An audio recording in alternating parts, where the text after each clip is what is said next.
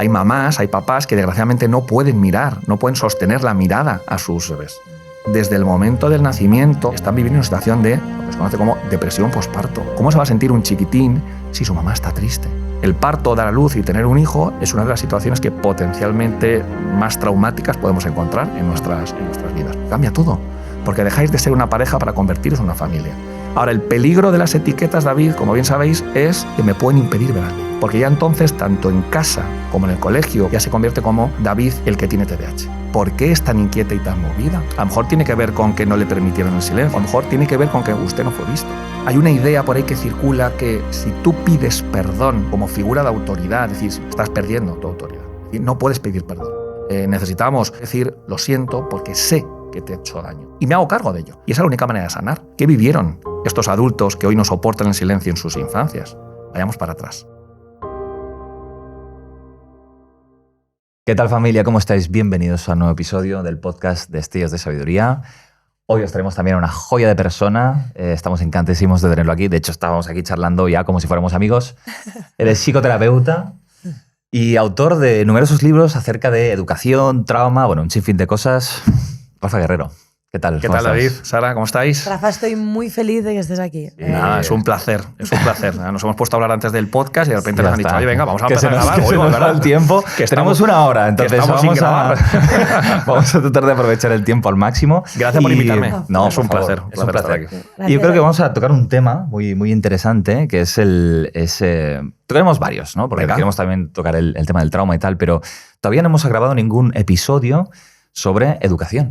Cómo educar a los hijos y tal, y creo que es un tema súper interesante para nuestra audiencia. Los que somos padres, sobre todo, nos lo piden mucho a nosotros que hablemos de educación, de cómo, bueno, pues afrontar, ¿no?, esa aventura que tan complicada es. Esa aventura. Es una aventura que tiene su inicio, pero si la vida todo va bien, no tiene su final, ¿no? O sea, siempre eres papá o mamá, ¿no? Pues sí, así que yo creo que es muy importante y sabemos que tú, bueno, aportas muchísimo valor también en este ámbito, ¿no? En varios, pero en el ámbito de educación aportas mucho valor y voces como la tuya que dan una mirada quizás muy necesaria, yo creo. Bueno, es un honor que la puedas explicar hoy, así que vamos a ello, que tenemos poco tiempo. Yo estoy ansiosa porque quiero escucharte. Vamos, si te parece, con la cuestión del apego, que también lo tocas mucho. Sí. Sobre el apego seguro, inseguro. Si tuviéramos que empezar por ejemplo, cómo se construye, según tu experiencia, un apego seguro. ¿Qué ingredientes se tienen que dar para que efectivamente se dé ese apego? Incluso, si quieres definir también el término apego y tal, de dónde viene la teoría. O sea, tú expláyate todo lo que quieras. Sí, antes de que empiece, Rafa, cabe decir, claro, tenemos audiencia que sí es experta y entiende nuestras palabras, pero luego tenemos una parte de la audiencia que no conoce tiene por qué bien saber los términos no que usamos los psicólogos, etc. Sí. Lo digo porque si podemos explicar, ¿vale? ¿Qué se entiende por apego? ¿Vale? Claro, sí. No os preocupéis, porque yo siempre que escribo, ya sea un artículo en un medio de comunicación, un libro, un cuento o en las formaciones, yo siempre empiezo de cero, porque claro, no sabes quién está en la audiencia, ¿no? Exacto.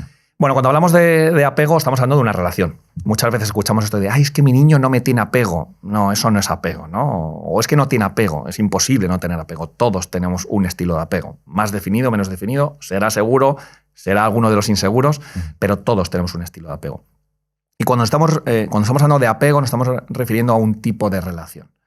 Entonces, como somos, cuando digo somos me refiero a los mamíferos, ¿no? Ya no solamente hablo del ser humano, pero como los mamíferos somos una especie muy necesitada desde el momento del nacimiento, no somos como los reptiles, que son una especie precocial, nosotros somos altriciales. Esto quiere decir, ya vais a ver por qué me remonto, vale, aún no os estoy respondiendo a la pregunta, pero estoy calentando motores. El contexto. Claro, venimos a este mundo sin estar acabados. Sin estar acabados ni a nivel de los sentidos, ni a nivel de órganos, ni a nivel de desarrollo cerebral, ni muchísimo menos.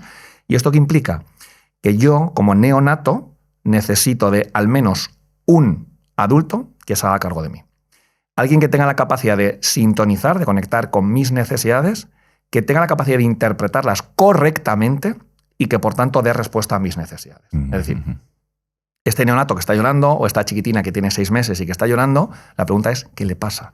Porque uno puede llorar por muchas cosas. Uno puede llorar porque tiene frío, uno puede llorar porque tiene hambre, o uno puede llorar porque tiene ganas o necesita estar con su mamá.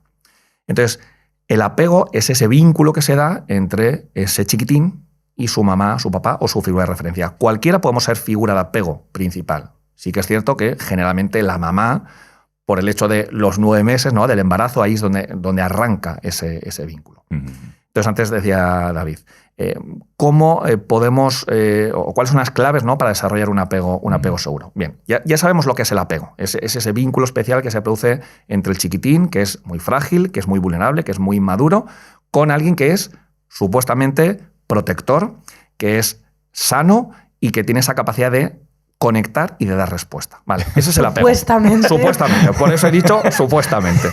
Entonces, los adultos nos vinculamos con nuestros hijos de una manera o bien segura o alguna de las 3 inseguras que existen. ¿Qué es lo que va a determinar que la conclusión sea que este chiquitín tiene un apego seguro o tenga alguno de los apegos inseguros? Bueno, aquí podemos hablar de muchísimas cosas, ¿no? Podemos hablar de la importancia de que mamá y papá estemos presentes, que ahora no solamente por nuestros trabajos, por el ritmo de vida, sino también por nuestros traumas y nuestras dificultades, a veces estamos físicamente presentes, pero no estamos emocionalmente presentes. Es decir, estamos pensando en el conflicto que tenía con mi mujer, en las deudas, en la hipoteca, en todo lo que tengo que hacer de trabajo, y aquí tengo a mi chiquitín, o no tan chiquitín, a mi adolescente, que me está pidiendo a gritos presencia y ayuda, ¿no? Es decir, la presencia es una de esas características que es fundamental para desarrollar un apego seguro. Tener unos papás que sean suficientemente sanos emocionalmente también es otra característica. Claro, como yo, siendo una persona que tengo una adicción, que soy una persona que me vinculo de una manera maltratante, que tengo muchas dificultades para poder conectar, para poder empatizar, ¿cómo yo voy a desarrollar en mi chiquitín o en mi niño de 5 o de 6 años un apego seguro? Es imposible. Entonces, podríamos hablar de muchas características, pero fijaos, hay 3 de ellas que yo suelo comentar en las formaciones que son fundamentales. La manera en la que miramos a nuestros hijos, las describo y ahora entramos un poquito más en detalle. La manera en la que miramos a nuestros hijos, el tono de voz que utilizamos y el tacto. Si os dais cuenta, mirada, tono de voz y tacto son sentidos. O sea, esto de lo que nadie habla, de lo que nadie quiere hablar, ¿no? Los 5 sentidos del ser humano, ¿no?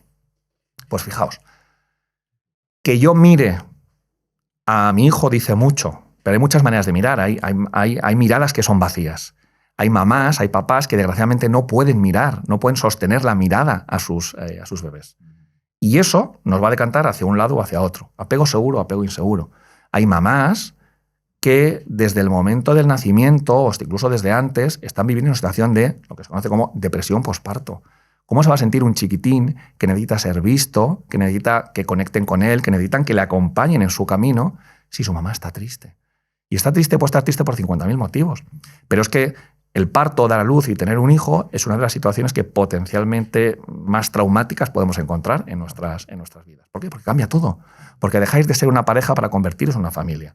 Dejáis de ser un triángulo, mamá, papá y el chiquitín, para convertiros en un cuadrado. Mamá, papá, el chiquitín y el más chiquitín aún que acaba de nacer, ¿no?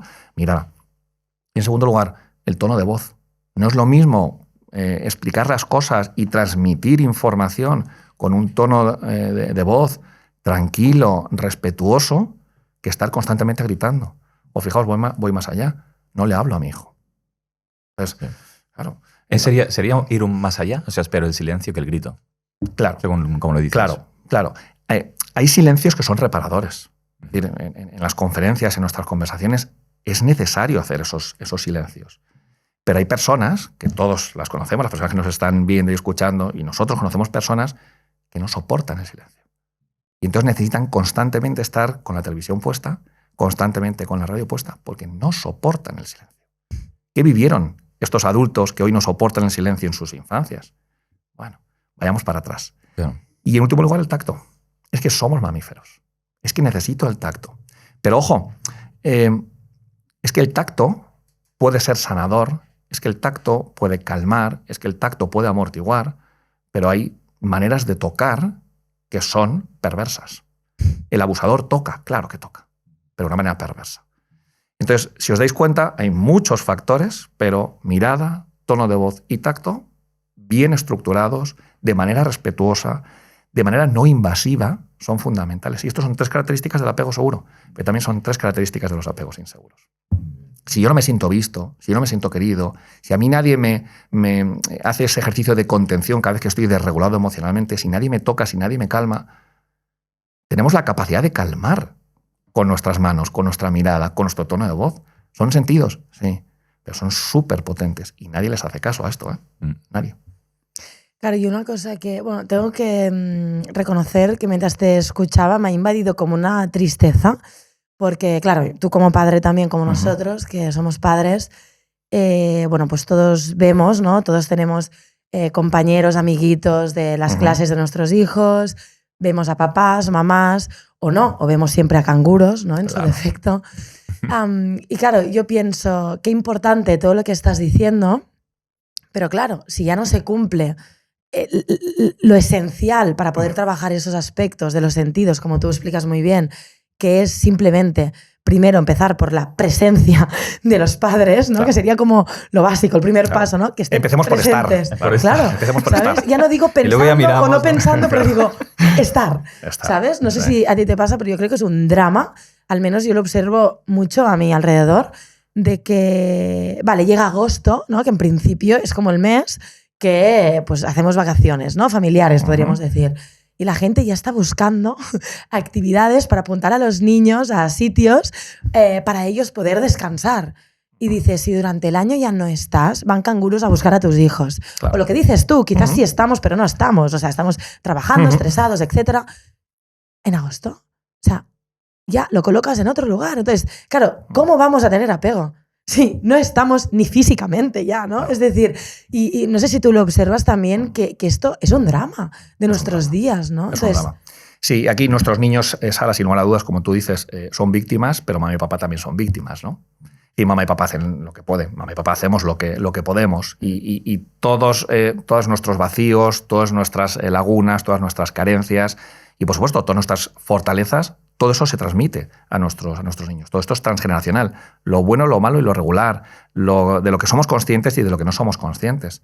Fíjate, hace poco, hace, no sé, como un par de meses, una cosa así, el centro que dirijo yo en Madrid está en el barrio Salamanca, que, bueno, seguramente sepáis, ¿no? Que es un barrio, bueno, de un estatus económico medio alto. Y bueno, vinieron mis hijos después de consulta con mi mujer y fuimos a dar una botella y fuimos a un parque. Mis hijos son pequeñitos, de 6 y 8 años, y bueno, fuimos al parque. Yo me quedé, pues como te has quedado tú ahora, ¿no? Hablando de todo esto, Sara, me quedé muy triste. Muy triste porque así viendo un poco quiénes eran los referentes de esos niños en el parque, te puedo decir que aproximadamente un 70% eran las chicas. Eran las chicas que estaban con esos niños. O sea, cuidadoras. Cuidadoras. Cuidadoras. Entonces, repito, es que todos somos víctimas. Sí, alguien se tiene que hacer cargo de todo esto, ¿no? Es decir, ¿por qué hay una cuidadora? Hay una cuidadora porque mamá y papá tienen que trabajar. A veces tienen que trabajar porque no tenemos otra, porque si no, no podemos sobrevivir. Pero en otras ocasiones es cuanto más trabaje, más gano, y cuanto más gano, más tiempo me puedo ir de vacaciones, o a mejores hoteles me puedo ir, o mejor puedo vivir. Pero esto es un error. Esto es un error. Muy grande, porque al final muchos papás dicen, no, les quiero dar una buena vida.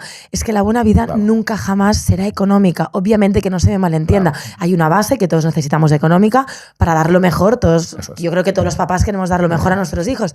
Pero es que lo mejor, lo que tiene más valor, es nuestro tiempo con ellos, de calidad, nuestro amor, nuestro vínculo, ¿no? Entonces, yo lo veo, ¿no? Ahora me está viniendo una mamá en la cabeza que está trabajando más y no sé qué porque quiere comprar una casa con jardín, ¿no? Vive en un piso y quiere una casa con piscina y con jardín para que sus hijos sean felices.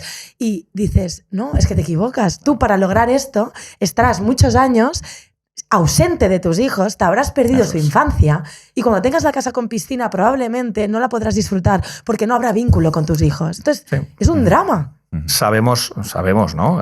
Que al final estas carencias emocionales o estas necesidades socioemocionales que tienen nuestros niños no se pueden cubrir de otra manera que estando presentes y aportándoles lo que necesitan. No podemos sustituir el cariño que necesita mi hijo con comprarle las zapatillas de Cristiano Ronaldo. Eso no funciona así. Si un coche funciona con diésel, funciona con diésel. No, pero es que a mí me gustaría que funcionara con gasolina. Ya, pero es que no funciona como a ti te gustaría. Funciona como funciona con diésel. Y tratamos de sustituir. Y son maneras, Sara, seguramente muy inconscientes de tratar de compensar. Yo soy consciente de que dedico mucho tiempo a trabajar y entonces tengo que compensar. ¿Y cómo compenso? ¿Cómo compenso? Bueno, pues comprándole a mi hijo los cromos. ¿Cómo compenso? Comprándole lo que le... Y tratamos de rellenar necesidades emocionales con cuestiones materiales. Eso lo hacía mi madre conmigo siempre. No, si ibas a comprar ropa. Sí, o sea, yo no recuerdo y un día... Y te compro lo que quieres y no tanto lo que necesito. Exacto. Claro. Y yo me acuerdo que de adulta, incluso de pequeñita, pensaba, ostras, nunca me pregunta cómo estás, hija. Claro. Cuéntame, ¿qué te preocupa? ¿No? Yo me acuerdo que en el cole tenía problemas graves y nadie se enteró en mi casa jamás. Porque ningún adulto se sentaba conmigo y era un simple ¿cómo estás? ¿Cómo estás?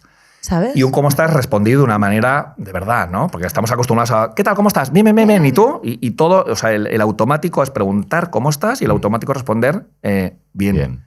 Porque uno no hace conciencia o porque uno no está dispuesto a poder abrirse, ¿no? La familia de mi padre es muy evitativa, ¿no? Y yo recuerdo perfectamente cuando mi abuela falleció con 104 años. ¡Ostras! ¿Buena genética tienes? Buena genética, sí. A ver si llegamos hasta ahí, ¿no? Recuerdo perfectamente llegar al tanatorio, ¿no? Y, bueno, mi padre son 6 hermanos, ¿no? Todos muy, muy, muy evitativos. Y yo recuerdo estar hablando con mi tío, que es ginecólogo, y yo le preguntaba, tío, ¿qué tal? ¿Cómo estás? Y me dice, bien, estoy bien. Cuéntame, Rafa, ¿a dónde vas a ir de viaje? ¿Qué formaciones tienes? ¿Qué tal el trabajo? Y decía, tío, ahora eso no toca. ¿Cómo estás tú? No hubo manera.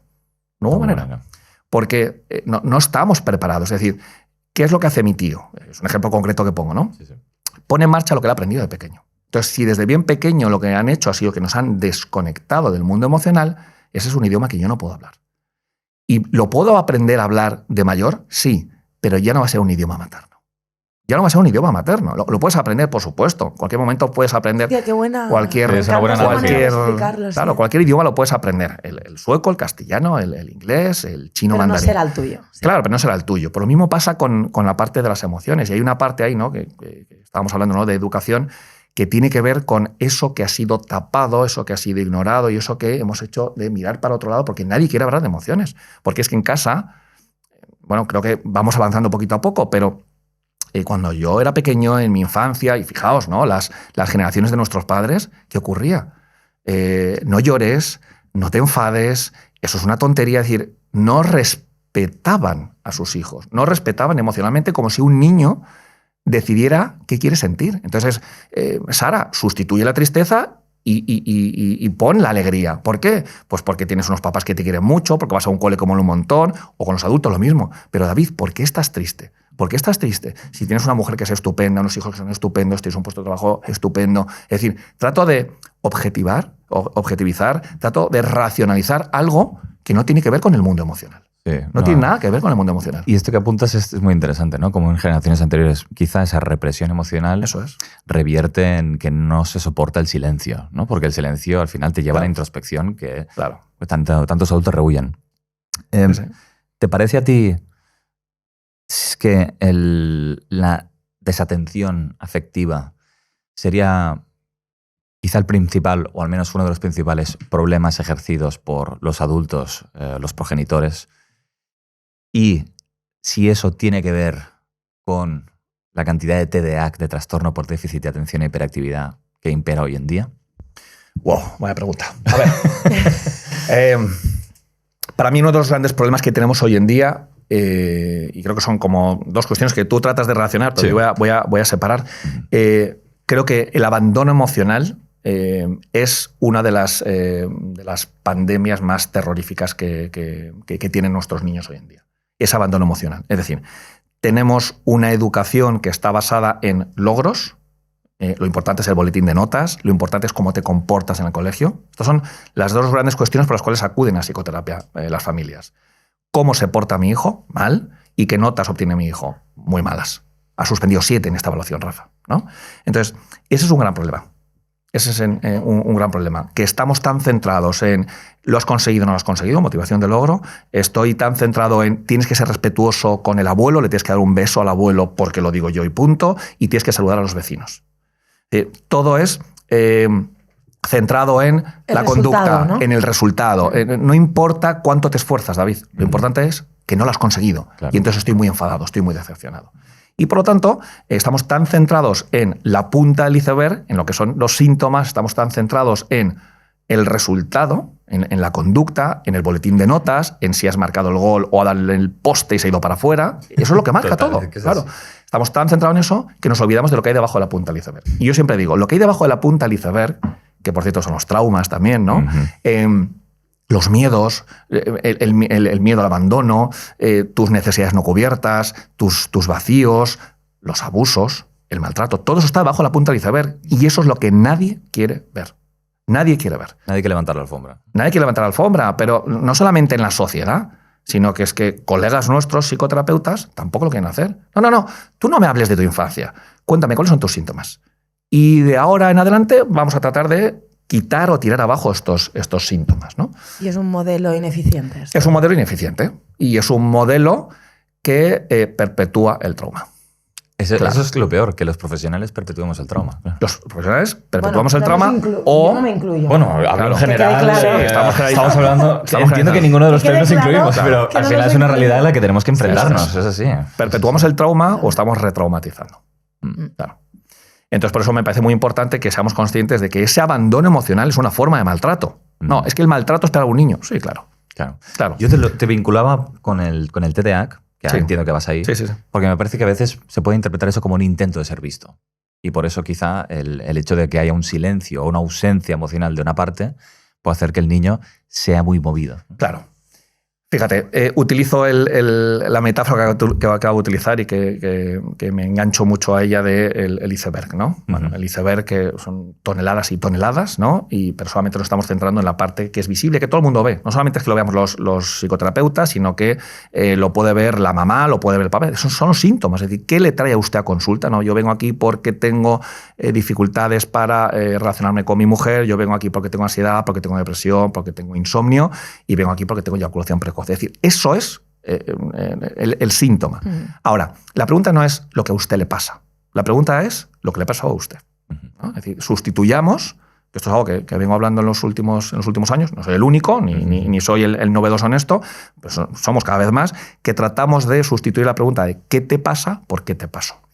Entonces, cuando hablamos de un trastorno que está tan sobrediagnosticado como es el TDAH, David, nos tenemos que plantear qué es lo que está causando estos síntomas. Porque absolutamente todo lo que implica inatención o dificultades para concentrarse, lo que implica hiperactividad e impulsividad, todo eso se transforma en TDAH.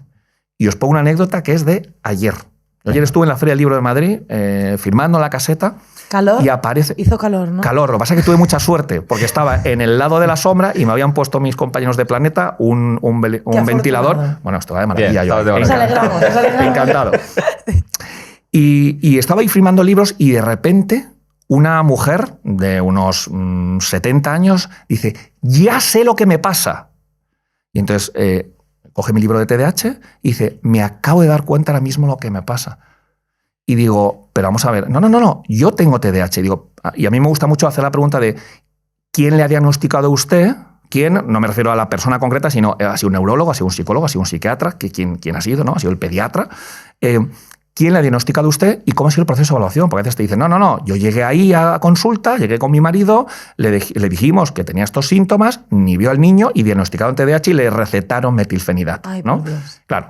Entonces yo siempre pregunto, y la mujer me dice, no, ahora mismo he cogido tu libro, he visto que era sobre TDAH, le he dado la vuelta, he leído la contraportada y me he dado cuenta que estos son los males que yo vengo sufriendo desde que soy chiquitita. Esto es un problema. Claro, porque estamos, y no sabéis la cantidad de casos que recibimos de que me he autodiagnosticado, porque yo soy PAS, porque yo soy TDAH, porque mi hijo tiene trastorno negativista desafiante y utilizo otra vez este espacio para lanzar la pregunta que a día de hoy nadie ha sabido contestarme. ¿Qué narices es el TND? ¿Qué es un trastorno negativista desafiante? Nadie me sabe contestar. No, pues hombre, ¿qué va a ser el TND? Pues un niño, un adolescente que no te hace caso. No, ahora vuelvo a tu pregunta. Sí, no, pero un niño que no te hace caso, que se salta constantemente las normas, que es muy desafiante, que te mira a los ojos y te dice que no piensa hacerlo. Digo, fenomenal, ¿pero me quieres contestar a la pregunta? Es que no me has contestado a la pregunta. Claro. ¿Qué es un TND? O mejor dicho, ¿para qué sirve el TND? Ya no solamente como diagnóstico, que eso sería otro tema, ¿no? ¿Tiene fármaco asociado este trastorno? Seguro. pues ya tienes la respuesta. Seguro. Porque es que al final Seguro. es una obsesión de ir... Todo trastorno del DSM-5 tiene al menos un fármaco asociado. Pues bueno. Entonces, ¿qué ocurre con el TDAH, David? Bueno, pues que se está sobrediagnosticando, se está sobremedicalizando. ¿Por qué? Porque estamos diagnosticando en base a los síntomas. Es decir, todo niño o todo adolescente o todo adulto, como el ejemplo que os pongo de la feria del libro, donde yo vea que me cuesta concentrarme, que tengo hiperactividad, que tengo impulsividad, eso directamente se llama TDAH. Claro. O no. Es decir, la pregunta es, ¿y usted por qué tiene dificultades para concentrarse?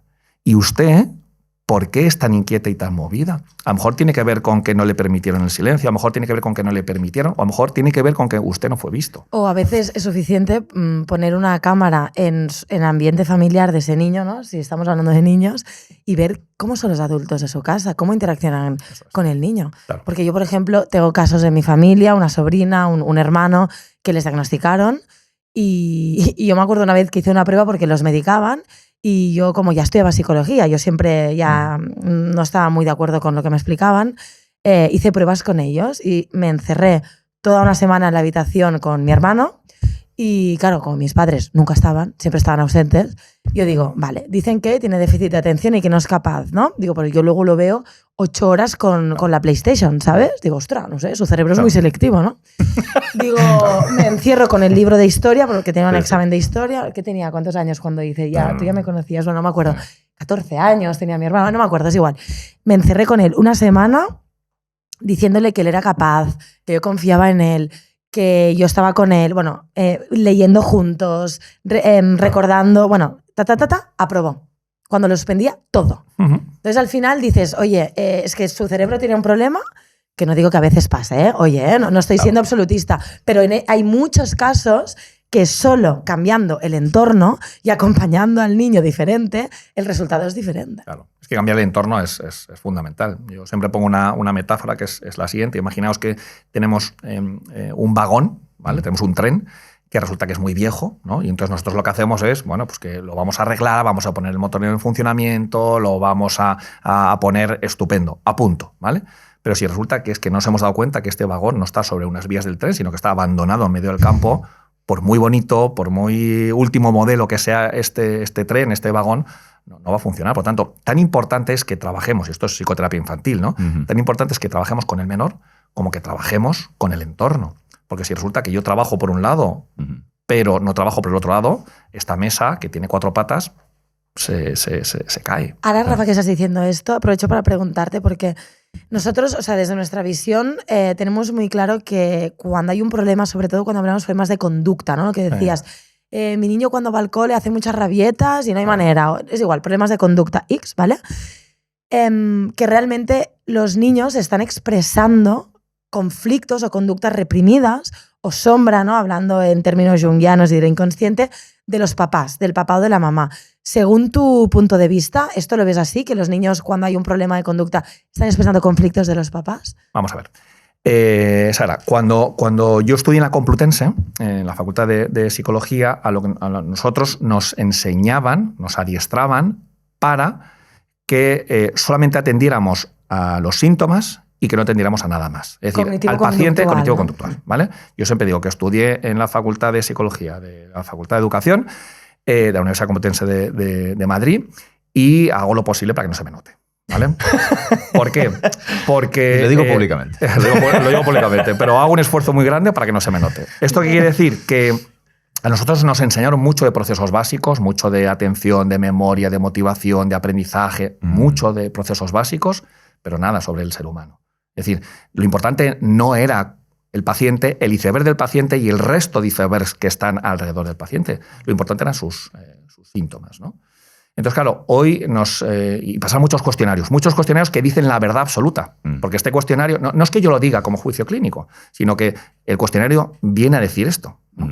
Entonces, hoy en día, con el DSM-5, que es la actual Biblia, ¿no? que tenemos, de la psiquiatría, lo que nos viene a decir es que hay muchas circunstancias, digo circunstancias, muchas circunstancias de vida que se están tomando como patológicas y que, por tanto, tienen un tratamiento farmacológico asociado. Hay un trastorno, un supuesto trastorno dentro del DSM-5, hablando de las rabietas, que se llama trastorno de desregulación disruptiva del estado de ánimo. Son rabietas. Entonces, un niño que tiene... Claro, un niño que tiene una rabieta es un niño que te quiere comunicar algo. ¿Pero qué le ocurre a este chiquitín? Bueno, pues sabemos que nos quiere comunicar algo, lo que pasa es que tiene 3 añitos, tiene 5, tiene 8, me da igual, y no sabe cómo. Entonces, la manera más adaptativa que tiene es tirándose aquí en medio del supermercado, gritando, pataleando y tratando de llamar la atención. Y a mí lo que me explicaron siempre en la Facultad de Psicología es que cuando un niño llama la atención, tú lo que tienes que hacer es mirar a cualquier sitio menos al niño. Y esto nos lo dicen las cuñadas, que son muy sabias, ¿no? Las cuñadas te dicen, sí, cuando un niño está en plena pataleta, no se te ocurra establecer contacto ocular con él. Y yo, que claro, y siempre pongo el mismo ejemplo. Si ahora que estamos charlando los tres, y ahora cuando acabemos, quito el modo avión de mi teléfono móvil y me encuentro con que mi mujer me ha llamado 2 veces, tener por seguro que yo voy a llamar a mi mujer. ¿Por qué? Bueno, pues porque algo me quiere decir. Es decir, es su llamada de atención. Me tiene que decir algo que será importante, no sé si para mí, para ella, para los dos. No sé qué puede ser. Pero si me ha llamado 2 veces, tú llamas. Entonces, si tu hijo, que es una persona a la que quieres, una persona que es muy importante para ti, te está pidiendo algo, vamos a hacerle caso. Ya, claro, pero no es la manera de pedirlo. Yo no estoy diciendo que sea la manera de pedirlo. Te estoy diciendo que tiene 3 años. Te estoy diciendo que tiene 5 años y no tiene otra manera de poder ponerlo en marcha. De hecho, esta es la manera más adaptativa que tiene para que tú le mires a los ojos y le atiendas. Ya, pero entonces, ¿qué hago? ¿Le tengo que comprar lo que me pide? No, yo no te estoy diciendo que le compres lo que él te esté pidiendo. Te estoy diciendo que le atiendas. Y yo le puedo atender con un no. Y eso es legítimo, pero es atender. Es hacerte cargo y es ejercer como una gran presa de una persona que es capaz de hacer ese ejercicio de contención emocional, que es muy difícil. Para él es muy difícil. Ya, pero ¿y la vergüenza que paso yo? Ese es tu problema. Claro, la vergüenza que pasas tú en el supermercado y que los vecinos te están señalando, ese es tu problema como adulto. Al niño no le importa ni es consciente, él está en su mundo. Entonces, claro, eso no es un trastorno. Las rabietas, que tienen muy mala fama, es algo normal, es algo natural, es algo sano. Pero lo hemos querido patologizar, como todo. Como todo. Todo se convierte en un trastorno. Y cuantos más trastornados estemos y cuantos más diagnósticos tengamos, mejor. Mejor para algunos. No para el resto, ¿no? Y al final me da la sensación de que cuando logras poner esa etiqueta del trastorno y identificas el cuadro, ¿no? Vale, ya dices, vale, tengo al niño que le pasa esto, soluciónamelo a través de medicación o tal, lo que sea, ¿no? Pero eso no lleva un poco a la percepción de lo que estamos hablando, que es el trabajo de fondo, ¿no? Ese fondo del iceberg que es, bueno, yo como padre, ¿qué tipo de autocrítica tengo que hacer que explique esta casuística? Es decir, no sé si tú notas cada vez más asunción de responsabilidad o autocrítica por parte de los progenitores o al revés. ¿Cómo los percibes tú a la hora de...? ¿Sabes qué pasa, David? Que el diagnóstico a mí me parece muy peligroso. Es verdad que cuando tú tienes a unos papás en consulta que vienen y están muy preocupados, una de sus preocupaciones es que mi hijo sea el único en el mundo que tiene esta problemática, que muestra estos síntomas o que tiene estas llamadas de atención. Entonces, claro, en el momento en que tú, no en la primera sesión, evidentemente, que tenemos colegas que lo hacen, ¿no? Yo tardo un mínimo de 5 o 6 sesiones y en algunos casos pues me cuesta mucho y son 8 o 10 sesiones, las que necesite. Yo no tengo prisa, pero lo mejor de todo es que la familia tampoco tiene prisa, ¿vale? Entonces, cuando tú ya has hecho una evaluación donde estás evaluando el iceberg del chiquitín y los icebergs que están alrededor de él, es decir, que no solamente evalúas al chiquitín, sino el contexto en el que se desarrolla el chiquitín en el momento presente y también en el momento pasado, tú llegas a una conclusión. Y esa conclusión no tiene por qué llamarse diagnóstico. Y yo siempre digo a mis pacientes, salvo que me lo pidan de una manera estricta porque lo necesiten o porque lo quieran, yo no doy diagnóstico. Pero a los pacientes sí que les explico, trato que comprendan lo que está sucediendo, por qué vuestro hijo constantemente está en plena rabieta, por qué a vuestro hijo desde otro lugar le han diagnosticado de TND, trastorno negativista desafiante. Es decir, trato de que lo comprendan. Y en el momento en que tú das un diagnóstico, que das una etiqueta, lo que ocurre es que mamá y papá dicen ¡ay! Y se relajan. Y se relajan porque ya tiene un nombre. Es decir, que tu hijo no es que sea un ser que viene de Marte, que tu hijo pertenece a este planeta y pertenece al grupo de los que están diagnosticados de X, Y, Z. Claro. Ahora, el peligro de las etiquetas, David, como bien sabéis, es que me pueden impedir ver al niño. Porque ya entonces, tanto en casa, como en el colegio, como en la vida, ya se convierte como David, el que tiene TDAH. Con suerte te han llamado por el nombre, ¿no? Con suerte. Con suerte, claro. Entonces, por eso es importante que tengamos mucho cuidado con las etiquetas, porque pueden llegar a hacer invisible al paciente. Sí. Entonces, a veces en las familias, ¿no? En consulta me dicen, bueno, ¿y cuál es vuestro protocolo? ¿O cuál es tu protocolo? Digo, yo no tengo ningún protocolo. ¿Cómo que no tienes protocolo? Está todo como muy estandarizado. No, pero a ver, ¿tú qué haces con los niños con TDAH? No lo sé, no tengo ni idea. Es decir, yo te puedo decir lo que hago con Juan, lo que hago con María o lo que hago con Ricardito. Pero yo no tengo un protocolo. Pero y si los 3 están diagnosticados de TDAH, te aseguro que hago cosas diferentes con ellos. ¿Por qué? Porque son icebergs diferentes, en contextos diferentes, y porque tu hijo es único. Entonces, hagamos trajes a medida. No vamos a hacer trajes de talla única, ¿no? Yo escuchándote, Rafa, ahora creo que uno de los grandes dramas, sobre todo ahora hablando de niños, de diagnosticar a un niño, que también aplicaría a adulto, pero sobre todo es pensar que el problema es el niño, o sea, que el problema lo tiene el niño como si fuera una especie de Seguro. Que tiene un defecto. Eso ¿no? es. Y que los padres Eso es. no tenemos responsabilidad, ¿no? Yo, en cambio, como madre, aunque es la posición más difícil de autogestionar emocionalmente, me hago responsable. Es decir, yo cuando veo que mi chiquito de 1 año y pico, 2 habrá hecho, o el de 5, veo algo, ¿no? Que es demasiado no sé qué, o que pasa algo, porque siempre va a suceder algo. Claro. Lo primero que me pregunto es, Sara, ¿qué te está sucediendo a ti? ¿O qué te está sucediendo con tu pareja? ¿Qué ambiente hay en casa? ¿Qué dinámicas podríamos mejorar? Es lo primero que me pregunto. Lo primero, porque es mi responsabilidad como madre. Claro. Mirarme a mí al espejo, aunque a veces no gusta lo que ves, y decir, ¿qué puedo hacer mejor? ¿Qué puedo aprender de esto? ¿no? Y creo que esto es muy importante. Por eso el diagnóstico, como bien dice Sara, tiene un peligro muy grande, ¿no? Y es poder perder de vista al chiquitín. Pero también hay otras muchas ideas por ahí que están circulando, como por ejemplo, ¿no? Esto que hemos recibido de siempre el modelo médico de el gen, ¿no? De la parte genética. Es que es un trastorno genético. El otro día recibí en consulta a una paciente y venía, ¿no? de neurología y venía muy contenta. Muy contenta. Me dice, Rafa, estuve el otro día en la sesión con la neuróloga y me he quedado muy tranquila y muy contenta porque me ha dicho que estos episodios de ataque de pánico que tengo son genéticos. Son genéticos. Y es una pena. Porque claro, como bien dice Sara, el problema de interpretar o que tú elabores esta narrativa o que alguien te dé esta narrativa desde fuera es que te pasa algo en la cabeza. Es que el problema es tuyo. Entonces, por supuesto que te está pasando algo, ¿no? Si no estamos hablando de que no haya sufrimiento, de que te lo estés inventando, no estamos diciendo eso.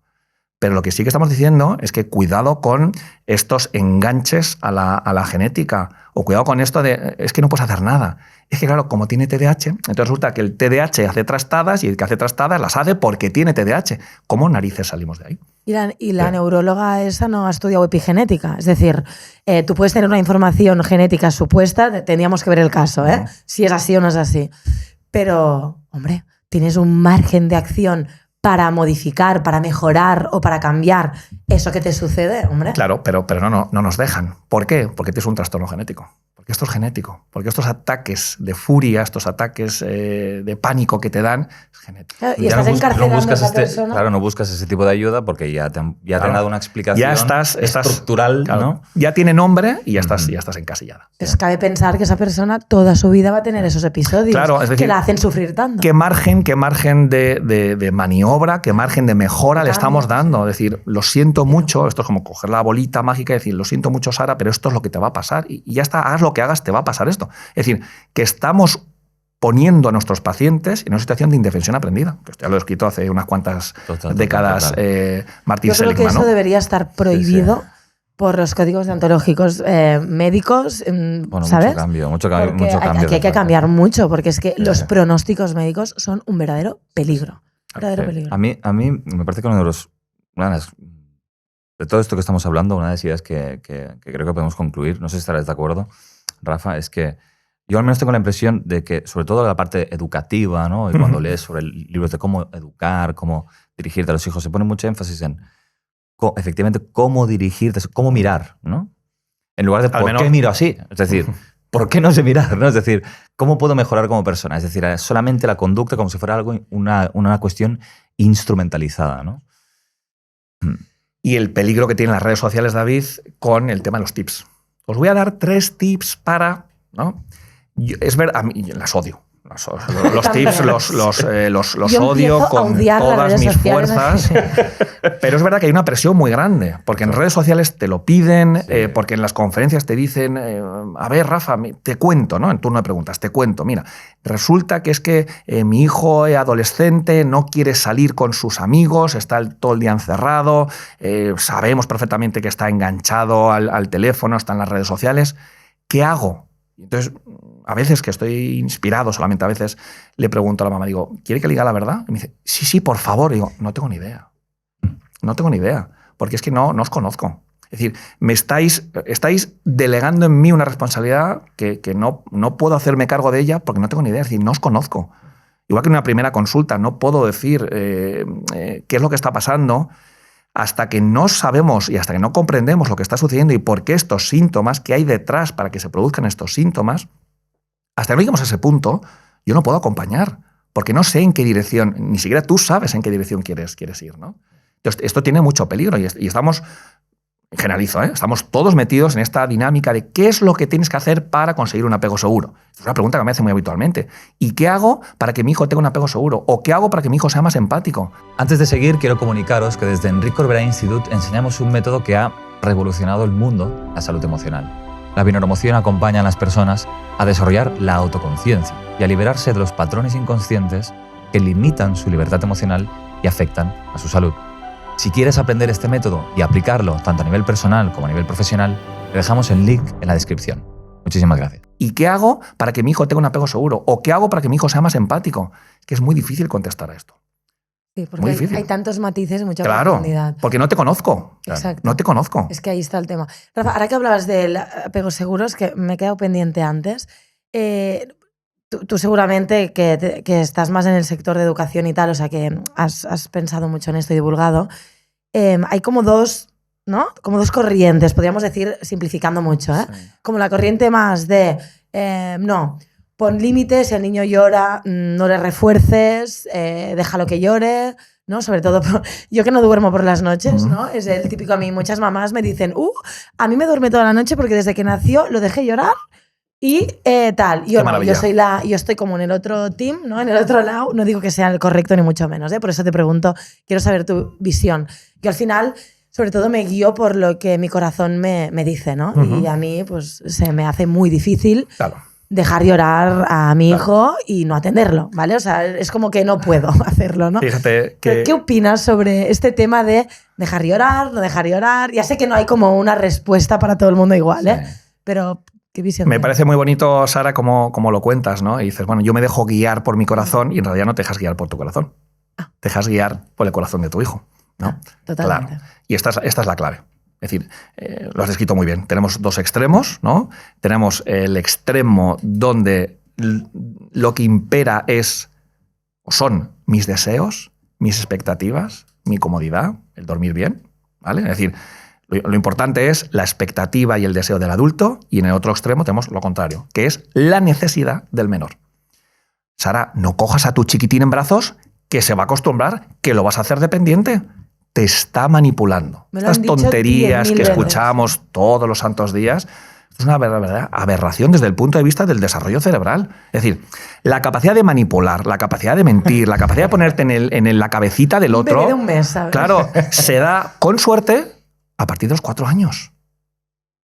A partir de los 4 años. ¿Cómo un bebé de 1 mes o un niño de 2 años te va a estar manipulando? Es que es imposible. Cerebralmente hablando es imposible. Entonces, ¿qué opino?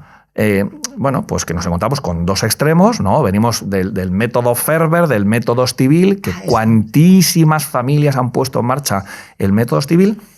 Y repito, las familias que lo han puesto en marcha y que muchas de ellas nos estarán escuchando hoy son víctimas. Son víctimas. ¿Por qué? Porque hoy en día hay mucha información, hoy hay sobreinformación.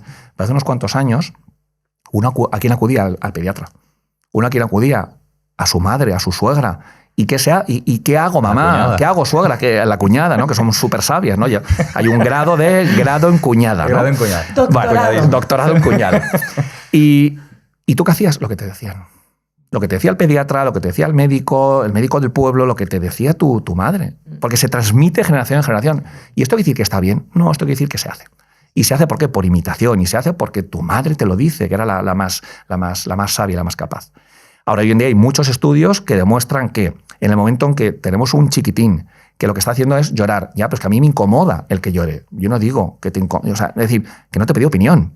Lo único que tenemos que tener en cuenta es que desde el punto de vista fisiológico, de comunicación, de desarrollo, el llanto es la única no, pero es la manera más potente que tiene un neonato, un niño pequeño, de decir, te necesito.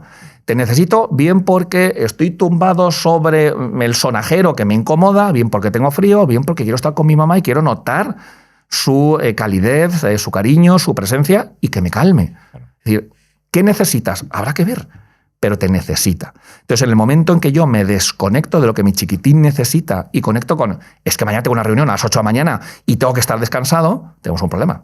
Tenemos un problema de wifi. Un problema de wifi, donde yo no soy capaz de conectar con él. Esto es, tenemos en el Apple Store tenemos dos tipos de aplicaciones. Las aplicaciones que ya están descargadas desde antes de nacer, siendo fetos, la capacidad para sentir emociones es una aplicación gratuita. Es gratuita, ¿no? No hace falta descargarla, ya está desde antes de nacer. Pero hay otras aplicaciones en el Apple Store que son de pago. Y esas tienen que ver con que se desarrollan en el vínculo. Nuestros hijos van a ser empáticos o no en función de cómo nos vinculamos con ellos.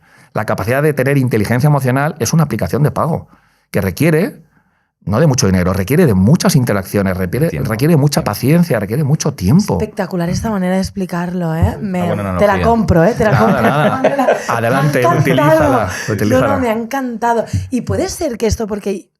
Claro, yo por Entonces, ejemplo... perdona, Sara, que te interrumpa. Perdón. En conclusión, mi mujer se ríe de mí. Venga, no has concluido uno. Venga, en conclusión. Venga. En conclusión, pon el foco donde tú quieras. Es decir, tú tienes que decidir si el foco haces así y te iluminas a ti, porque es que mañana tengo una reunión, porque yo necesito dormir, porque es que todas las santas noches los mismos llantos, ya está bien, es que nos está manipulando, método Ferber, o el foco lo pones en el chiquitín y dices, es que lo está pasando mal. Y repito, que si ahora recibís una llamada de un amigo vuestro, de un familiar vuestro, diciendo lo estoy pasando mal, no decís, voy a extinguir la respuesta, que es lo que a mí me enseñaron en la Complutense, ¿eh? A mí me enseñaron a extinguir respuestas. Nosotros teníamos una asignatura, probablemente La vosotros rata también. Skinner, ¿no? Claro, había una asignatura que se me ponen los pelos de punta, la voy a pronunciar, ojo, modificación de conducta. Sí. Sí. Con las ratitas. Modificación de conducta. Y esa era en cuarto entonces, cuando era la licenciatura de 5 años. Esa era la asignatura desde que entrabas, era como que llegamos a cuarto, modificación de conducta. Era el condicionamiento instrumental y clásico. Claro, pero ¿no? eso ya te lo enseñaban en primero, en psicología del aprendizaje, ¿no? El condicionamiento clásico, el instrumental, ¿no? Pero en cuarto estaba modificación de conducta, que es una verdadera aberración. Es decir, que lo importante no es el niño. Te da igual cómo se llame el niño, cómo sea su sistema, es que sea si ha habido maltrato. Padres, lo importante es que seas funcional. Mm. Yo tengo una compañera en Darwin, en mi centro, súper divertida, súper trabajadora, y lleva con nosotros desde que acabó la carrera. Y entonces un día se junta conmigo y me dice, oye, Rafa, dice, ¿cuánto de habitual es en el día a día, aquí con vosotros, con vuestra manera de trabajar, cuánto de habitual es hacer análisis funcional? Y yo le dije, yo no he hecho un análisis funcional en mi vida. Lo hace todo el mundo. Claro, lo hace todo el mundo. Hagamos un análisis funcional. Yo no sé hacer un análisis funcional. Ni lo haría en la universidad, seguro. Pero no tengo ningún interés en un análisis funcional. Y me han hecho 50.000 como paciente, ¿no? Pero no tengo ningún interés. Yo te quería preguntar, también hay una tendencia ahora mismo, bueno, siempre ha habido, ¿no? Pero creo que está también más acentuada acerca de, bueno, una parte quizá más de sobreprotección también, ¿no? Estaría al otro lado, ¿no? Está la desatención y está la sobreprotección. Eso es. El miedo a la fricción, ¿no? con los hijos al decir no o al oponerte. Yo a veces explico a los alumnos que no nos han enseñado, no hemos tenido buenos referentes de discusiones, ¿no? Nos han enseñado a discutir bien, ¿no? A discutir de forma constructiva, ¿no? Que quizá veías siempre a tu padre o a tu madre. Dile lo que me dijiste cuando me conociste. No lo recuerdo. Ah, sí, voy a discutir contigo toda la vida. No me acuerdo. El primer día que lo conozco me dice, es que yo quiero discutir contigo toda la vida. Sí. Y yo digo, pero qué manera más rara de ligar. Pero porque no lo pillaste, no. No, pero me parece que esta parte de no haber tenido esa referencia entre dos personas que tienen sus diferencias, hay pues quizá un diálogo pues más subidito de tono, pero que llegan a un sitio mejor que en el que estaban, ¿no? Entonces, no sé si podrías darnos unos tips, ¿no? Tres tips en un minuto, por favor. Pero, ¿no? ¿Cómo poder, algún tipo de recurso o herramienta para padres y madres que nos escuchen, ¿no? Y que tengan ese miedo al choque, ¿no? con los niños? Ya. Y cómo llevas un poco a un lugar constructivo, ¿no? Sin miedo. ¿Sabes qué pasa, David? Que es que el choque es inevitable. Es que pasa. Claro. Es decir, el choque en una relación personal, de pareja, laboral, es inevitable. Estas personas que tienen, desde luego, un apego evitativo y que no han tenido pareja y seguramente no la tendrán nunca y que no tienen relaciones íntimas no me refiero a sexuales, relaciones íntimas de intimar, de, bueno, cuéntame qué has hecho el fin de semana, o cuéntame qué opinas, o hablemos de política, o hablemos de algo que tenga que ver con tu infancia, ¿no? No las tienen por miedo. Nos tienen por miedo a ser rechazados. Entonces, antes de que tú, Sara, me rechaces a mí, ya me autorrechazo yo y entonces no te cuento. Entonces, claro, el precio que tenemos que pagar por ser una especie que nos vinculamos, hablamos al principio del apego, ¿no? El precio que tenemos que pagar por ser una especie que nos vinculamos se llama duelo. Elaborar duelos. Es decir, yo estoy muy triste porque ha fallecido mi padre y estás muy triste porque tenías un vínculo muy estrecho con tu padre. Y ese es el precio que tenemos que pagar. Claro. Entonces, partimos de la base, ese sería el primer tip, David. Partimos de la base de que es imposible no chocar, pero es imposible. Pero, repito, en la pareja, en el trabajo, con amigos, es imposible y además me parece una verdadera bendición. Es decir, poder chocar y poder sentarnos los tres, hablar y tener puntos de vista diferentes, pero que hay que llegar a una conclusión, pues es lo sano y es lo que debería ser lo normal. Por eso es tan importante en la pareja, cuando hablamos de educación, que hablemos. Sí. Pero claro, para poder hablar y llegar a acuerdos de cara al futuro, nos tenemos que conocer. Sí. Nos tenemos que conocer. Y tenemos que entender no solamente quiénes son mis suegros, quiénes son mis padres, sino que tenemos que hablar de cómo ha sido cada una de nuestras relaciones con nuestros padres cuando éramos pequeños, cómo lo vivimos, qué pasó, cómo se gestionó, cómo respondieron. Y esto es lo que le preguntamos a nuestros pacientes, es lo que tenemos que hacer en la pareja. Entonces, yo entiendo los altísimos niveles que tenemos hoy en día de sobreprotección. Los entiendo. Porque la sobreprotección, David, esto que se dice, no, la sobreprotección es cuando proteges de más a tu hijo. No estoy de acuerdo.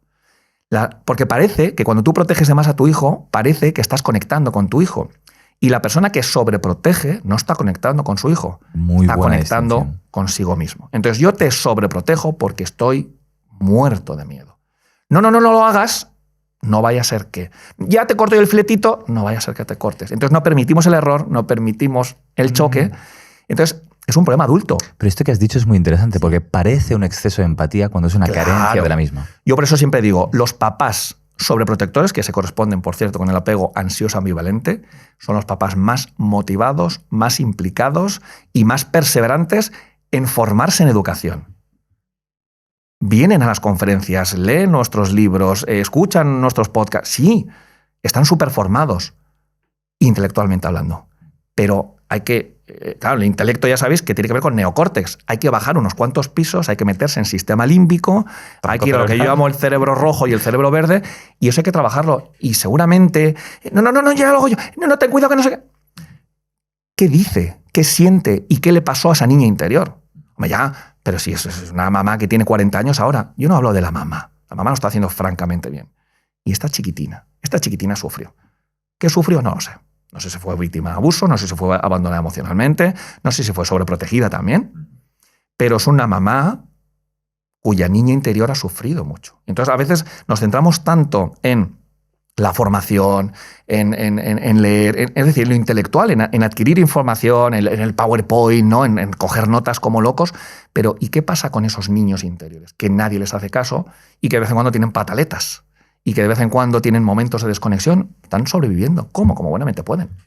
Es que no sé si te respondí la pregunta, ¿eh? No, pero vamos muy bien encaminados porque ahora me está viniendo otra, porque al final parece que en cómo educar... La respuesta de cómo educar esté en los libros y no esté en algo innato, claro. En una disposición, en esas apps, claro. ¿No? Que ya vienen de base que si realmente te pones a mirar o a estar, pueden surgir de manera natural, ¿no? Claro. Esa es la clave. Yo digo muchas veces, porque escucho a las familias, es que me ha dicho, o he escuchado que Álvaro Bilbao ha dicho, es que Alberto Soler ha dicho, es que Begoña Ibarrola ha dicho, es que Mar Romero ha dicho, es que Rafa Guerrero ha dicho. Olvidaos de lo que decimos. Es que no hablamos de vosotros, es que no hablamos de vuestra familia. Yo sé que esto suena muy disruptivo, pero es lo que siento. Es así. Es que es así. Es decir, no, es que tú un día dijiste, es que, olvídate, o sea, que está muy bien, que recoge la idea, pero es más importante que tú te olvides de Álvaro Bilbao y de Rafa Guerrero para conectar con tu hijo. Totalmente. Porque claro, una vez más, vuelvo a los diagnósticos. Estoy tan pendiente de lo que dice Rafa Guerrero que no veo a mi hijo. O de aplicar y entonces, los 3 tips. claro, Eso es. Venga, 1, 2, 3. Y entonces, claro, yo llego delante de mi hija, que es Sara, y entonces, ay, ¿qué dijo Rafa Guerrero? A ver, 1, sonríe. Claro. 2, no. Míralo a los ojos. Olvídate de nosotros. Claro. Olvídate de nosotros y trata de conectar. Y sobre todo, que lo que hagas lo tienes que hacer desde el amor, desde el cariño, desde la responsabilidad y desde la conexión. Es que esto es clave, tan clave Claro. lo que estás diciendo, porque ahora me viene la imagen, un momento, de que era el primer día que mi hijo de 4 años iba a esquiar, ¿vale? Y claro, yo, ¿vale? Esto ya es pura epigenética, yo tenía un trauma de muy pequeñita, porque cuando mis padres se separaron y me tocaba ir con mi padre, me lanzaba a las pistas de esquí con 3 años, yo tenía frío, nadie me atendía, me dejaba ahí 8 horas, bueno, era horrible, ¿vale? Entonces para mí el esquí era símbolo de peligro, abandono y horror, ¿vale? Supervivencia pura y dura. ¿Vale? Entonces, claro, el primer día que voy a esquiar con mi hijo, porque ahora de mayor yo he trascendido ese trauma con el esquí, pero claro, yo voy con mi hijo y yo ya iba en plan, a ver qué, ¿no? Y obviamente yo no lo dejé, yo estaba ahí a su lado y a ver si le gustaba, que si no le gustaba, nos vamos, Fuera. ¿no? Y claro, íbamos con unos amigos que también era el primer día que esquiaban, ¿vale? Sus hijos. Entonces llegamos ahí y mi hijo desde el inicio, pero solo pisar el esquí, llorando todo el rato, mamá, no te vayas, mamá, no te vayas. Y yo, no, yo no me voy, yo voy a estar a tu lado y si no te gusta, nos vamos. Entonces esa mamá luego me dice, Sara, tendrías que mirar de dejar que tu hijo se frustre y poner límites, porque has estado todo el rato de la clase a su lado. Digo, y claro, tienes que practicar poner límites y que se frustre. Yo pensando, vamos a ver, primer punto, nadie puede opinar sobre lo que yo siento y sobre mi historia personal y la historia personal de mi hijo. Y yo sabía que ese día era clave que yo estuviera súper presente al lado de mi hijo. Y al día siguiente mi hijo esquió solo. Y ya con una sonrisa. Pero ese día era muy importante que yo estuviese ahí. Claro. Y ella dando ejemplos, ¿no? Y esto para mí es un ejemplo de lo que dices tú, ¿no? Estudió el grado de cuñadismo, seguro. Seguro. Pero sí, es que nadie te ha pedido opinión, ¿no? Es decir, sí, vivimos en una sociedad donde juzgamos, donde prejuzgamos y donde estamos tan pendientes de los demás que no atendemos a los nuestros. Es decir, vamos a ocuparnos de lo nuestro. Y nadie conoce el funcionamiento de mi familia. Nadie. De hecho, en muchas ocasiones me preguntan, ¿no? Oye, Rafa, ¿y tú en tu vida privada? Y bueno, yo la verdad que soy bastante receloso de mi vida privada, ¿no? Pero da igual, si lo contara, quiere decir, es un caso dentro de, que somos 8.000 millones de personas, es decir, que es anecdótico, es decir, lo que yo puedo hacer o haya dejado de hacer, ¿no? Al final se trata de respeto, ¿no? Y estamos a años luz del respeto y de entender que, oye, que nadie te ha pedido opinión, solamente di lo que quieras decir o lo que tú creas. Si alguien te ha pedido opinión, te ha preguntado. Sí. Pero muy importante lo que hiciste. Muy importante. Importante. No, me parece que así como un cierre de idea, ¿no? Que podríamos dar como tip a toda la gente que nos está escuchando. Es que, a ver, tenemos que relativizar este exceso de información que hay, ¿no? Sí. Que parece que nos tienen que decir cómo hay que hacer las cosas y empezar a sentir más, ¿no? ¿Qué siente mi cuerpo que dice que tengo que hacer en este momento, ¿no? Sí, conecta contigo, Sí. conecta con él, pon todo en modo avión menos a tu hijo. Sí.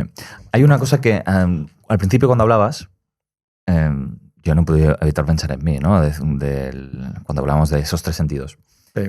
Que es verdad que como padre, pues, bueno, incurres a veces en gritos. ¿no? Seguro. En discusiones, incluso pues en conductas que luego piensas y dices, ¿no? Te vas a dormir y dices, ¿cómo me he odiado a mí mismo en ese momento? Me arrepiento. Me arrepiento. Y yo, a ver, tal y como lo veo, y eso te lo quería preguntar, al final quizás es una cuestión de frecuencia, ¿no? de ese tipo de conductas. Es decir, cuanto más aparecen, pues entonces es un problema, ¿no? Seguro. Pero Hubo algo, y lo quería mencionar, y lo mandaremos un saludo al doctor Marín, que tuvimos la conversación con él, que off the record, él me dijo, mira, algo que me iba muy bien y me va muy bien como padre, que es que cuando cometía ese tipo de errores o consideraba que había cometido un error, pedía perdón. Eso es. Y que lo quería hablar contigo, porque pensé, mira, es una buena forma de naturalizar el choque o la fricción, ¿no? Yo puedo equivocarme y puedo herir, pero si pido perdón, puedo sanar. Y esa, ¿no? Como esa... Eso es. A ver, yo en mi vida, bueno, la gente que nos esté viendo, esté escuchando, seguramente no lo sepa, pero lo digo ahora, yo soy no solamente un admirador del doctor Marín, sino que soy un orgullosísimo alumno del doctor Marín, ¿no? Has estado con el jefe y con el discípulo, ¿eh? Eso es, no, feliz de la vida. Yo no puedo quitar ni poner una coma a lo que dice José Marín.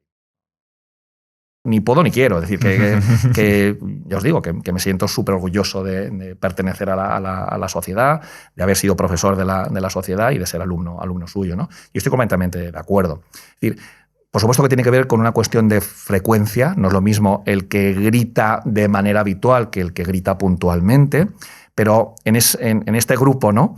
Me parece que es muy importante que, uno, seamos conscientes, ¿vale? Es decir, que yo sea consciente de lo que le he dicho, de lo que le he hecho a mi hijo no está bien, que venga a visitarme y llame a la puerta la culpa, y entonces yo diga, ostras, lo que he hecho, y que la única manera de reparar, de curar, de sanar lo sucedido consiste en que yo sea consciente, que me haga cargo, que me haga responsable y que ahora yo vaya y llame a la puerta de mi hijo. Y se puede pedir perdón de muchas maneras, pero esa es la única manera. Sanar. Pero también es verdad, David, que, y esto juega en nuestra contra, que nos encontramos con que hay una idea por ahí que circula que si tú pides perdón como figura de autoridad, es decir, si tú pides perdón siendo una mamá, siendo un abuelo, estás perdiendo tu autoridad. Es decir, no puedes pedir perdón. Es decir, pedir perdón va en contra pues del respeto que el menor te tiene que tener. Como que te rebajas, ¿no? Te rebajas, te estás rebajando. Y bueno, no sé si es rebajar o no, pero quiero decir, me tengo que rebajar o tengo que agachar la cabeza y tengo que decir, lo siento, porque sé que te he hecho daño. Y me hago cargo de ello. Y esa es la única manera de sanar.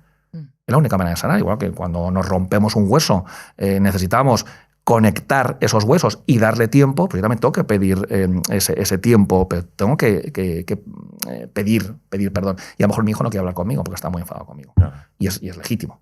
Es legítimo. Pero es la única manera. Siendo consciente de lo que he hecho y luego pidiendo perdón, reparando. Y repito, hay muchas maneras, pero hay que ser explícito, ¿eh? No vale con un, venga, anda, que te invito a merendar. Que puede estar muy bien que le invites a merendar y ahí hablamos de lo que ha pasado. Pero hay que ser explícito. Hay que ser explícito. Te pido perdón, mira, papá no ha estado muy acertado.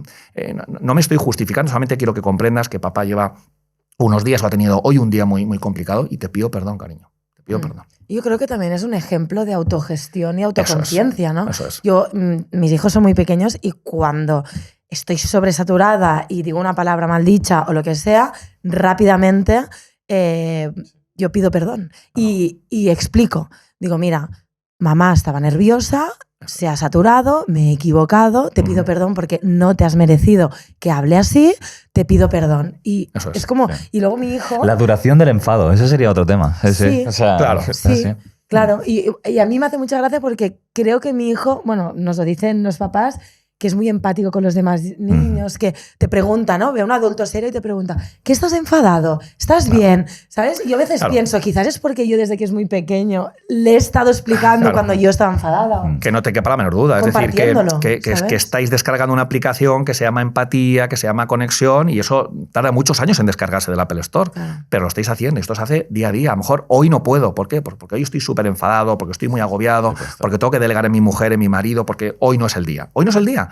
Pero hoy no es el día, es un día dentro de un año. Cada día. Claro, si esto es cada día, ¿qué mensaje? Es decir, si mi hijo siempre se siente solo, si mi hijo no se siente acompañado, si yo no ejerzo de esa presa, ¿no? Yo no ejerzo esa contención emocional, el mensaje que recibe mi hijo es que no soy importante, que no soy digno de ser querido. Entonces, ¿cómo voy a ir por la vida con la cabeza alta pensando voy a conseguir este puesto de trabajo, esta pareja o esta persona que me gusta, seguro que puede ser mi pareja? ¿Cómo puedo ir con la cabeza alta por la vida si mis padres no me han querido, no me han confiado y no me he sentido respetado. Y al final reproducimos lo que hemos vivido. ¿Por qué personas que han vivido infancias muy traumáticas, donde han sido muy dañados emocional y físicamente, por qué luego van, y entendedme, ¿no?, van haciendo el mal? Claro. ¿Por qué luego se relacionan con sus parejas, con sus subordinados en los puestos de trabajo, mediante el grito, mediante el insulto, mediante el sometimiento? Pues a lo mejor, claro, a lo mejor, solamente a lo mejor, es porque es lo que han vivido. Claro. Total. Es que me parece que hay una presión por ser padres perfectos. Claro. Que al final... Y me gusta mucho consensuarlo contigo, Rafa, porque es, bueno, cágala, comete errores. Claro. Que siempre estás a tiempo de rectificarlos. Y eso, mira, si me hace perder cierto grado de siempre. autoridad, pero por ganar en humanidad, pues casi siempre que estamos a tiempo de reparar. Siempre. Hay muchas familias que me dicen, Rafa, he escuchado por aquí, por allá, que es que si esto no se repara, si no somos capaces de reparar el apego, ¿no? De un apego inseguro a un apego seguro, antes de los... Y he escuchado todo tipo de cifras, ¿eh? Antes de los 5 años, antes de los 15, antes de los no sé qué. Es mentira. Claro. Y yo, ¿sabes lo que respondo, Sara? Digo, si eso fuera verdad, es mentira. Yo cuelgo la bata. Claro, no tenemos nada que hacer. No tenemos nada que hacer. Terminando, que se tiene que ir Rafa. Y por cierto, Rafa, hemos de hacer capítulo 2, ¿eh? Perfecto. Porque a mí se me ha quedado esto muy corto, ¿eh? No queráis. Pero diciendo esto de reparar, sobre todo por si hay aquí alguna persona que le angustia de decir, ahora me estoy tomando conciencia de que no he hecho muchos errores con mi hijo o mi hija. El marido de mi mamá, que yo conviví con él desde que yo tenía 2 años, podríamos decir que de mis 2 años a mis 14 años era el típico padre ausente, ogro, súper disciplina, cero contacto ni visual, ni de nada, ¿vale? No. Era solo bronca y ya. Y a partir de los 14 pegó un cambio, lo que era para mí mi padre, porque falleció hace un año o así. Cambió vuestra relación, ¿no? Sí, y yo con 14 años tuve el regalo del universo de repente tener un padre presente que me llevaba a la universidad cada día, que me preguntaba, cuéntame qué estás estudiando, cómo estás, claro. Y teníamos tiempo de calidad. Y yo de los 0 a los 14 no tuve padre, ni biológico, ni el marido de mi madre, y de los 14 hasta mis 34 años que murió, he tenido el regalo de tener un padre. Por lo tanto, siempre está a tiempo de cambiar el vínculo. Fíjate qué historia más bonita, ¿no? Es decir, de tener y además es una misma persona, no es que dijeras, no, yo hubo otra persona que sí que pudo complementar o... No, esa misma persona, es decir, ¿qué pasaría, ¿no?, por su cabeza, por su vida, que hizo que yo estuviera sin conectividad y de repente de repente no, las cosas no suceden de repente, ¿no? Pero pude tener ese mínimo de aplicación para poder conectar con los demás. Me parece muy bonito. Pero fijaos que es que la investigación demuestra que los padres más implicados y los padres que conectan más y mejor con sus hijos solamente atienden 1 de cada 3 necesidades socioemocionales. O sea, creo que esto debe rebajar un poco nuestras expectativas y que estemos calmados y tranquilos de que, evidentemente, cada uno en su casa, cada uno en su domicilio hace buenamente lo que puede, pero que necesitamos 1 de cada 3. 1 de cada 3. De acuerdo. Rafa, te tenemos que dejar marchar. Si fuera por nosotros trataríamos, pero te tienes que ir. Volveré, nada. Volverás. Ha sido un placer. Qué maravilla. Un placer. No, el placer ha sido mío. ¿Verdad? Es muy importante este tipo de discursos, divulgar, empujar, porque hay mucha necesidad y creo que vienen generaciones rotas por dentro, así que tenemos mucho que coser. Sí. Y yo agradeceros vuestra invitación, que ha estado súper a gusto. Habrá una segunda, una tercera, las que queráis. Y sobre todo lanzar el mensaje a las personas, a las familias que nos están escuchando, de que cada uno lo hace lo mejor que puede. Esto ya lo decía Freud hace más de un siglo. Cada uno hace en esta vida solamente aquello que puede. Que evitemos entrar en estas comparaciones de, pues fíjate mis sobrinos o fíjate mi cuñado, la vecina de arriba, que bien lo lleva. Cada uno lo hace como puede y que creo que desde el conocimiento, desde la conexión, siempre podemos ir mejorando como madres, como padres, como maestros, como psicoterapeutas, y que siempre estamos a tiempo, siempre. Nuestros hijos tengan 2 años o tengan 40 años, siempre van a estar con la puerta abierta para que toquemos y digamos, quiero hablar contigo, quiero pedirte perdón y quiero reparar. Es decir, todas estas casillas que son vacíos, que quedaron cerradas y que cuando tiramos las paredes en psicoterapia, pues eso huele a trauma, huele a humedad. No quiero entrar ahí, Rafa, no, es que no quiero entrar ahí. siempre estamos dispuestos a poder escuchar una explicación. Ya está, el daño está hecho, pero luego todo eso es muy sanador, ¿no? Entonces, siempre, en las relaciones personales, siempre existe esa opción de poder reparar y eso es una verdadera bendición. Qué guay. Qué final más inspirador e Muchísimas importante. gracias, Rafa. A vosotros, Gracias. un placer. Muchas gracias. Desde Enrique Orbena Institute enseñamos un método que está revolucionando el mundo de la salud emocional. La bioneuromoción acompaña a las personas a desarrollar una mayor autoconciencia y a liberarlas de patrones inconscientes que están limitando su libertad emocional y afectando a su salud. Si quieres aprender este método y aplicarlo